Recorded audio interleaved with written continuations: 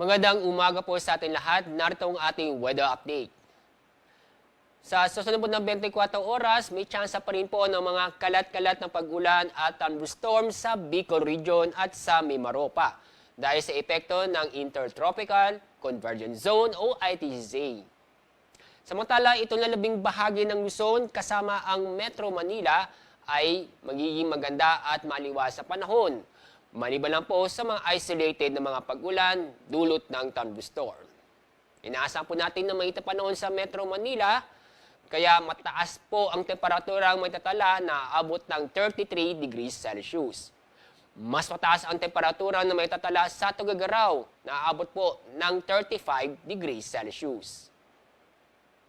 Dahil sa epekto ng ITZ, malaking bahagi ng Visayas at Mindanao ay makakaranas ng maulap na papurin na may kasamang kalat-kalat na pag-ulan at thunderstorm.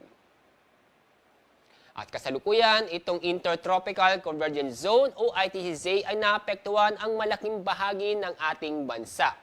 Yung binabantayan natin ng kumpulan ng mga kaulapan sa bandang east ng ating bansa, sa bandang dagat Pasipiko, ay nanatiling may posibilidad may mabuong low pressure area. At sa mga nagbabalak pong pumalaot sa ating mga karagatan, sa susunod po ng 24 oras ay patuloy na maging banayan hanggang sa katamtaman ng pag-alon sa ating mga karagatan sa buong kapuluan. At sa ating weather outlook, di magandang balita sa mga kababayan po natin sa Metro Manila, Legazpi City at sa Metro Cebu. Dahil sa weekend ay magiging maulan na panahon kung saan magiging kalat-kalat na pag-ulan at thunderstorm.